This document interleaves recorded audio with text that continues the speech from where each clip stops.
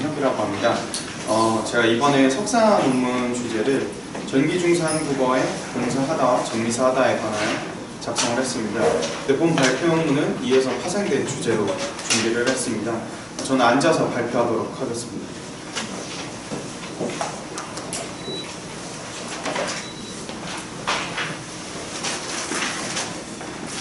네, 먼저 발표에 앞서 본 발표문은 석사 논문 중에 한 부분인 대동사 하다에 주목하던 중에 유독 연결음이 올 때와 호응하는 양상에 대하여 집중하게 된 주제입니다. 아직 정제되지 않은 부분이 많기에 많은 비판과 공부를 해주시면 감사드리겠습니다. 먼저 들어가며 앞으로 진행하겠습니다. 발표문을 발췌독하면서 진행하도록 하겠습니다. 1. 들어가며 전기중세 한국어 대동사 구문은 약 90여 개이며 이 중 약 70여 개가 선행절의 연결어미가 올 때임을 확인할 수 있었습니다. 반대로 연결어미 올 때 후행하는 절의 절반 가까이가 또한 대동사 구문을 차지했습니다.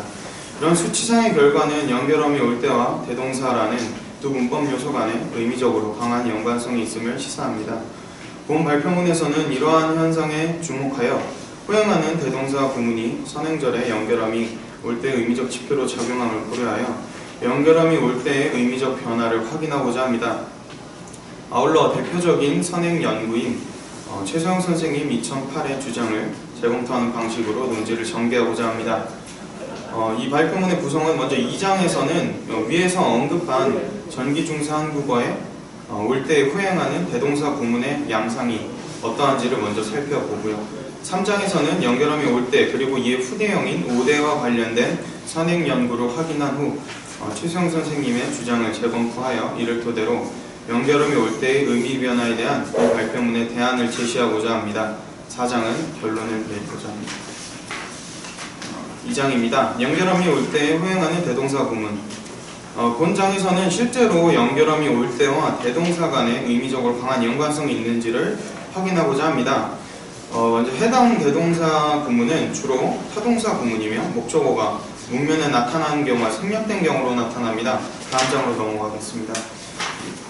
1번은 타동사가 문면에 목적어가 문면에 나타나는 구문이고 2번은 생략된 부분인데 하나씩 살펴보도록 하겠습니다. 예문은 구결문을 참고하되 현대어역만 읽도록 하겠습니다. 1번의 다를 살펴보겠습니다. 입에 항상 설법하오되 무의한 것을 하지 아니하시며 심지가 정멸하시어 록이 없어 소하시며. 근데 여기서 이제 설법하오되 무의한 것을 하지 아니하시며 이 부분에 설법하오되 무의한 것을 설법하지 아니하시며와 같이 대동사와 호응을 보이는 것입니다. 그리고 이에 나에서는 현대어역을 읽어보면 법왕은 위가 없어 인중의 수이시여 대중을 복게 하되 한량없는 빛으로 하시며. 여기서도 복게 하되 한량없는 빛으로 복게 하시며와 같이 호응하는 현대어역이 나타납니다. 여기서 대동사 하는, 그러니까 후행절의 대동사 하는 모두 선행절의 서술어, 즉 연결어미 올 때의 용언 어간에 해당되는 것을 확인할 수 있습니다. 지면상 이 구성에 해당하는 모든 용량을 담지 못했지만 대부분이 V2, 그러니까 후행절의 동사가 대동사일 때 해당 대동사는 선행절의 동사인 V1에 대응하는 양상을 보였습니다. 이러한 양상은 아래와 같이 후행절의 V2의 부사가 선행하는 용례까지 확장시켜 생각해 볼 수 있을 것입니다. 3번은 없이 뒤에 나타나는 하이고요. 4번은 같을 여자의 지탱할지가 해당하는 구별자가 결합한 경우에 하가 후행하는 경우이고요. 5는 좋죠. 6은 고의 오, 그리고 7은 무희, 8은 협희 뒤에 하가 후행하는 경우입니다. 대표적으로 4번 예문만 살펴보겠습니다. 만약 묘한 복스런 다정하고 엄숙한 몸을 얻으면 곧 몸이 빛나되 금상과 같이 빛날 것이며. 마찬가지로 앞에 빛나되에 대한 대동사로 작용하는 걸 볼 수 있습니다. 이제 아울러 이 위에서 확인할 수 있는 그러니까 V1에 올 때, 그리고 그 다음에 부사어가 대동사에 선행하는 구문은 다음 장으로 넘어가겠습니다. 이현희 선생님 1994 논의에서 이미 후기 중세거의 용례를 통해서 논의하신 바가 있습니다. 9번은 이현희 선생님께서 주신 예문인데 여기서 부사어와 하의 구조는 그 앞에 동명사 구성의 목적어를 요구할 수도 있지만 연결음이 5대에 통합된 선행문을 요구하기도 함을 언급하시며 이때 요구되는 5대는 전제의 표현을 담고 있다고 하였습니다. 또한 위에 9번과 같이 5대에 통합하는 서술어는 동사에 한정하며 부회하는 어떤 의미에서는 5대에 통합되어 있는 동사의 대동사임을 일찍이 지적하셨습니다. 아래 10번은 이 앞장에 이제 8번 예문과 같이 이름절 부사어가 아닌 이음절 부사어에까지 확대된 용례입니다. 10의 나만을 살펴보도록 하겠습니다. 현대어역은 10의 나만 살펴보도록 하겠습니다. 셋째, 대자 대비로 입출하되 자제히 하며, 여기서도 이 자제히 뒤에 하다가 입출하되 대응함을 확인할 수 있습니다. 이처럼 많은 대동사 구문이 연결음이 올 때의 구성절에 후행하는 점은 특이할 만합니다. 지면상 이 올 때 구문에 대하여 전반적으로 다루진 못했지만 올 때 구문 중 대동사가 포함된 구문은 전체 158개 중 70개, 그리고 절반 가까이 되는 비중을 차지합니다. 또한 본 발표문에서 살펴본 대동사 구문은 총 90여 개이며 이 중 약 70여 개가 올 때 구문임을 확인할 수 있었습니다. 정리하자면 전체 대동사 구문 중 80% 가까이가 선행절의 연결 어미로 올 때를 취했으며, 또한 반대로 전체 올 때 구문 중 절반 가까이가 대동사를 포함하고 있다는 것입니다. 이런 수치상의 결과는 연결어미 올 때와 대동사라는 두 문법 요소 간에 의미적으로 강한 연관성이 있음을 시사하는데요. 본장에서 확인한 이러한 관련성을 토대로 다음 장에서는 선행 연구를 비판적으로 검토함으로써 이 연결어미의 의미 변화를 살펴보도록 하겠습니다. 3장 연결어미 올 때 의미 변화입니다. 먼저 3.1에서는 의미 변화와 선행 연구를 살펴보도록 하겠습니다. 앞서 확인한 바와 같이 연결음이 올 때와 대동사 간에는 의미적으로 밀접한 연관성이 있습니다. 이는 연결음이 5대의 의미를 생각해 본다면 어찌 보면 당연한 결과라고 볼 수 있는데요. 밑에 1번의 용례는 그 후대형인 5대에 대한 선행 연구 의미입니다.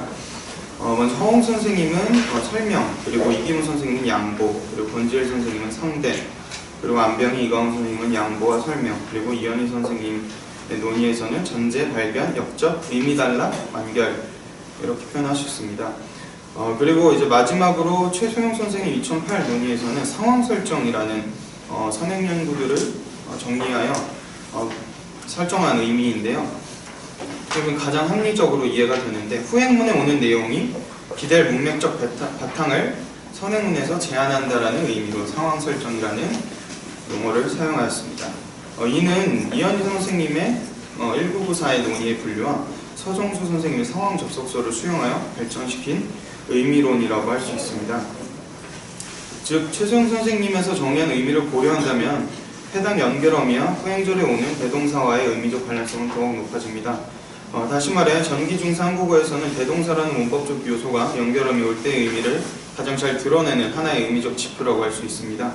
그러나 이러한 의미적 지표라고 할 수 있는 이 대동사 구문은 후기 중세 한국어인 15세기 한글 자료를 넘어오면서 서서히 기능이 상실해가는 모습을 확인할 수 있는데요. 다음 장입니다. 이는 1번부터 7번까지는 15세기에 해당되는 용례인데요.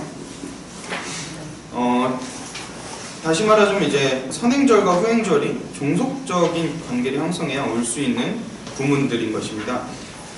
15세기로 넘어오면서 이 위에 1번과 같이 5대화 대동사 구문은 전기 중세 한국어 시기와 동일한 양상을 띠는 용례도 존재하지만 2에서 7번과 같이 전기 중세 한국어 시기와는 조금 다른 유형으로도 나타납니다.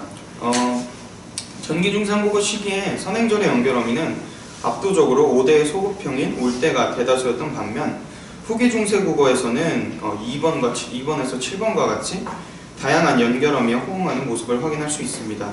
물론 새로이 발달한 2번에서 7번에까지 사용된 연결어미들이 후행절에 대동사를 포함하고 있다는 구문의 유사성만을 토대로 기존 전기중세 한국어 연결어미 올 때의 의미가 2번부터 7번의 연결어미에 해당하는 의미를 갖고 있었고, 이들은 기존의 올 때에서 의미가 분화되어 발달한 연결어미라고 하면 다소 비약일 것입니다.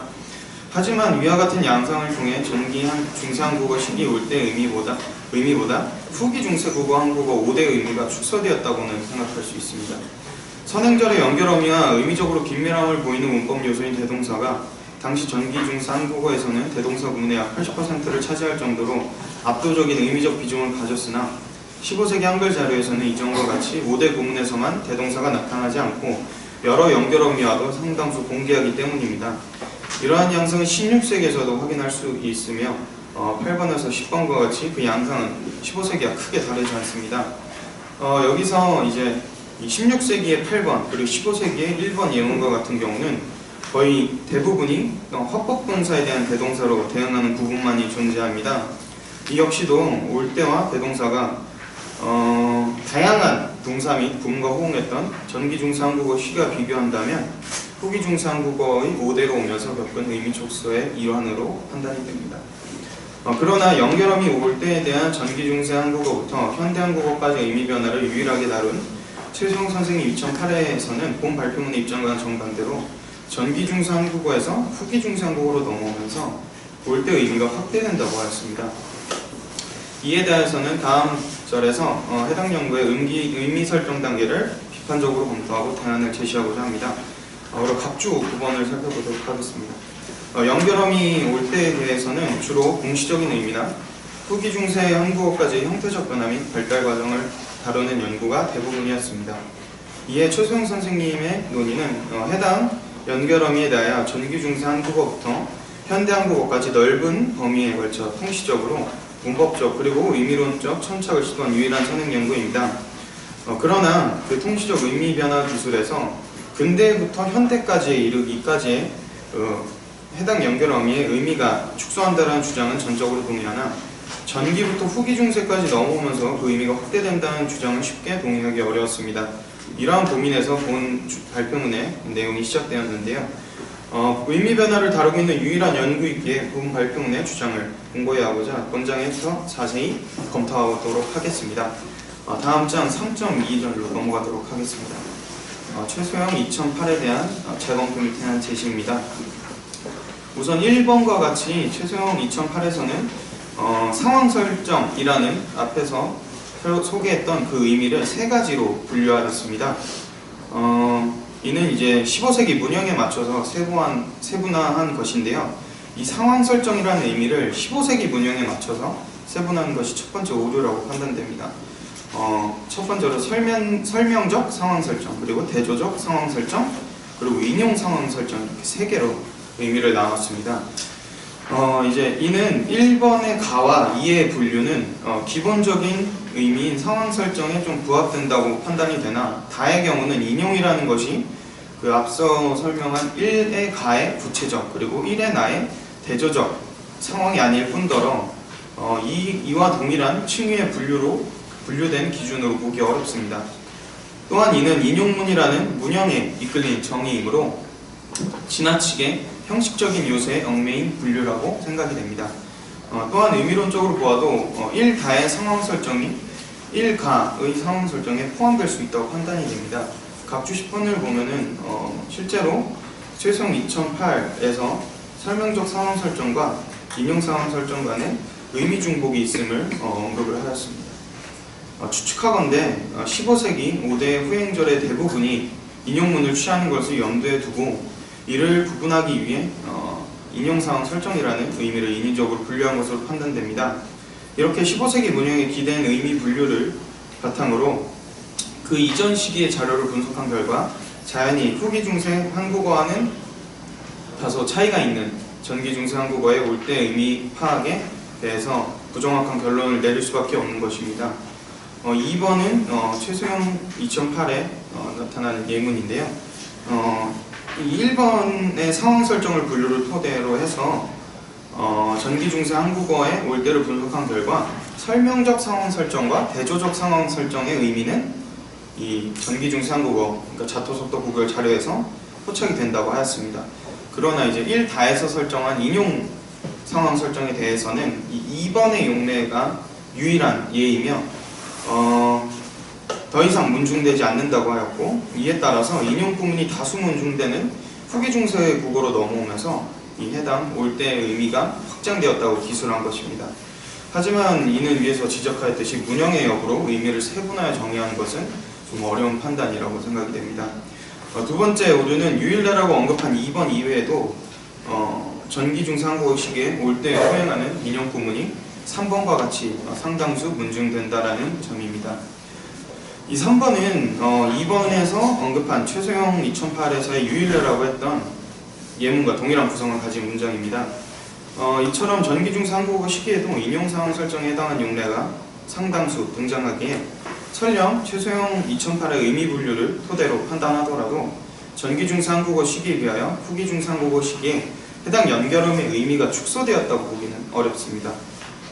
마지막 오류는 의미 분류의 기준으로 삼은 문형은 15세기 문헌의 전형성에 많은 영향을 받기에 온전히 해당 선행절 연결어미의 의미를 파악하는 기준으로 삼는 것이 어렵다고 생각이 됩니다. 15세기 문헌의 대부분은 강경도감에서 간행되었으며 문헌 종류의 대다수는 불교 경전이고 불경은 문헌의 특성상 많은 인용문이 등장합니다. 다시 말해 15세기 대부분의 문헌인 불경은 당시 언중들의 언어가 아닌 궁중에 정제되는 언어이고 문헌의 특성상 인용문이 많이 나타납니다. 그렇기 때문에 15세기에 들어 인용문이 많이 등장하였다고 하여 이를 토대로 해당 선행절의 어미의 의미가 확정되었다고 보는 것은 납득하기 어렵다고 생각이 됩니다. 특정 문헌의 전형성에 많은 영향을 받은 요소인 문형을 기준으로 문법 형태소의 의미를 정의해서는 안되며 어디까지나 15세기 문헌은 강경도감에 정제된 언어로 만들어진 불경이 대부분이기 때문입니다. 이러한 측면을 고려하면 해당 연결어미의 의미를 파악할 때 당시 문헌의 전형성에 덜 영향을 받는 요소 혹은 문형보다 더 작은 단위의 문장 성분이나 문법 형태소와 같은 요소에 집중해야 할 것입니다. 즉 본 발표문의 대동사와 같은 요소가 문형보다 당대의 문헌의 전형성에 영향을 덜 받는다고 생각이 됩니다. 이에 따라 선행절의 연결어미의 의미를 파악하는 기준으로 후행절에 등장하는 대동사를 고려할 수 있을 것입니다. 예를 들어 불교 문헌이면 인용문이 많이 나타난다고 할 수 있으며 반대로 불교 경전이라고 하여 대동사가 많다고 하기엔 다소 어려움이 따릅니다. 이러한 문헌의 전형성이 문형에 끼치는 영향은 단연 불교 경전에만 국한되는 것은 아닙니다. 다음 장으로 넘어가겠습니다. 이 5번의 예는 교화 혹은 교육을 목적으로 하는 문헌들의 용례인데요. 여기서는 명령문이 많이 나타남을 기대할 수 있습니다. 그러나 반대로 대동사가 많이 나타남은 생각하기 어렵습니다. 대동사는 해당 문헌의 전형성에 영향을 받는다기보다는 대동사가 속해 있는 문장 속에서 영향을 받기 때문입니다. 다시 말해 선행절에 어떤 연결어미가 오는지 또는 어떤 부사가 오는지 등이 후행절에 대동사가 등장하는 문법적, 의미적 현상에 대해 더 많은 영향을 미친다는 것입니다. 이 점을 고려하면 후행절에 등장하는 문형을 통해 해당 선행절 연결어미의 의미 범주를 파악하는 것은 지나치게 형식적인 기준에 이끌린 판단이라고 생각이 됩니다. 따라서 앞서 살펴본 세 분류의 상황 설정 중에 연결어미 5대에 대한 5대가 전기중세 한국어에 비해서 후기중세로 올 때 인용 상황 설정의 의미가 확대되었다는 주장은 제고의 여지가 있으며 해당 연결어미의 의미는 오히려 축소되었다고 판단이 됩니다. 지금까지의 논의를 소결하면 아래의 표와 같습니다. 시기에 따라서 최소영 2008과 공고의 대안을 대조하여 기록한 것입니다. 비고라는 살펴보면은 해당 어미의 의미를 상황 설정으로 정의하고 후행문의 상황에 따라 세 가지로 분류하였으며 그중 인용 상황 설정에 대하여 후기 중세 한국어 시기의 의미 확증이 일어났다고 파악한 것이 최소영 2008의 논의고요. 이와는 반대로 해당 어미의 후행절에 등장하는 대동사를 의미의 지표로 삼아 시기별로 해당 대동사 구문이 감소되고 대동사 구문의 선행절의 연결 어미가 다양한 어미로 대체됨에 따라 선행절의 어미의 의미 축소가 일어났다고 파악한 것이 이것에 대한 대안입니다. 4장 결론은 생략하도록 하겠습니다. 발표는 이상입니다. 예, 수고하셨습니다.